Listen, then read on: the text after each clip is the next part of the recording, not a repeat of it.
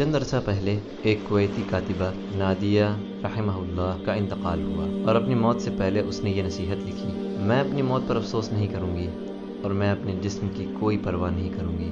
بس مسلمان اپنے جو فرائض انجام دیں گے وہ یہ ہیں: مجھے اپنے کپڑوں سے جدا کر دیں گے، مجھے نہلائیں گے، مجھے کفن پہنائیں گے، مجھے اپنے گھر سے نکال باہر کریں گے، مجھے اپنے نئے گھر یعنی قبر تک پہنچائیں گے، اور بہت سے لوگ میرے جنازے کے ساتھ آئیں گے، بلکہ بہت سے تو مجھے دفنانے کے لیے اپنی مصروفیات اور مشغولیات سے وقت فارغ کر کے آئیں گے، اور بہت سے تو میری یہ نصیحت بھی بھلا دیں گے، اور ایک دن میری چیزوں سے وہ خلاصہ پائیں گے: میری چابیاں، میری کتابیں، میری سوٹ کیس یا بیگز، میرے جوتے، میرے کپڑے، اور اس طرح۔ اور اگر میرے گھر والے اگر متفق ہوں تو وہ یہ صدقہ کریں گے تاکہ مجھے اس سے نفع پہنچے۔ یاد رکھو کہ دنیا مجھ پر غم ہرگز نہیں کرے گی، اور نہ ہی دنیا کی حرکت رکے گی، اور تجارت و کاروبار چلتے رہیں گے، اور میرا وظیفہ شروع ہو جائے گا جسے غیر لے لیں گے، اور میرا مال وارثوں کے حوالے ہو جائے گا، جبکہ مجھے اس کا حساب دینا ہوگا، کم ہو یا زیادہ، کھجور کی گٹھلی کے چھلکے یا شگاف کے برابر بھی ہو۔ اور سب سے پہلے میری موت پر مجھ سے جو چھین لیا جائے گا وہ میرا نام ہوگا، اس لیے جب میں مر جاؤں گی تو لوگ کہیں گے کہ لاش کہاں ہے، اور مجھے میرے نام سے نہیں پکاریں گے، اور جب نماز جنازہ پڑھانا ہو تو کہیں گے جنازہ لے آؤ، میرا نام نہیں لیں گے، اور جب میرے دفنانے کا وقت آ جائے تو کہیں گے میت کو قریب کرو، میرا نام بھی یاد نہیں کریں گے۔ اس وقت میرا نسب اور قبیلہ میرے کام نہیں آئے گا، اور نہ ہی میرا منصب اور شہرت۔ کتنی فانی اور دھوکہ کی دنیا ہے جس کی طرف ہم لپکتے ہیں۔ بس اے زندہ انسان، خوب جان لے کہ تجھ پر غم و افسوس تین طرح کا ہوتا ہے۔ جو لوگ تجھے سرسری طور پر جانتے ہیں وہ مسکین کہہ کر غم کا اظہار کریں گے، تیرے دوست چند گھنٹے یا چند روز ہی تیرا غم کریں گے، اور پھر اپنی باتوں پر ہنسی مذاق میں مشغول ہو جائیں گے۔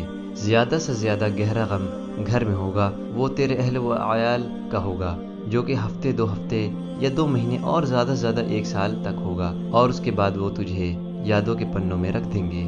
لوگوں کے درمیان تیرا قصہ ختم ہوا اور تیرا حقیقی قصہ شروع ہوا، اور وہ ہے آخرت کا۔ تجھ سے چھن گیا تیرا جمال، مال، صحت، اولاد، جدا ہو گئی تجھ سے مکان و محلات، شوہر، اور کچھ باقی نہ رہا تیرے ساتھ سوائے تیرے اعمال کے، اور حقیقی زندگی کا آغاز ہوا۔ اب سوال یہاں یہ ہے کہ تو نے اپنی قبر اور آخرت کے لیے کیا تیاری کی ہے؟ یہی حقیقت ہے جس کی طرف توجہ چاہیے۔ اس کے لیے تجھے چاہیے کہ تو اہتمام کرے فرائض کا، نوافل کا، پوشیدہ صدقہ کا، نیک کاموں کا، رات کی نمازوں کا، شاید کہ تو نجات پا سکے۔ اگر تو نے اس مقالے کو لوگوں کی یاد دہانی میں مدد کی جبکہ تو ابھی زندہ ہے، تاکہ اس امتحان گاہ میں امتحان کا وقت ختم ہونے سے تجھے شرمندگی نہ ہو، اور امتحان کا پرچہ بغیر تیری اجازت کے تیرے ہاتھوں سے چھین لیا جائے، اور تیری اس یاد دہانی کا اثر قیامت کے دن تیرے اعمال کے ترازو میں دیکھے گا۔ اور یاد دہانی کرتے رہیے، بے شک یاد دہانی مومنوں کو نفع دے گا۔ اگر میت دنیا میں واپس لوٹا دی جائے تو وہ صدقے کو کیوں ترجیح دیتی ہے؟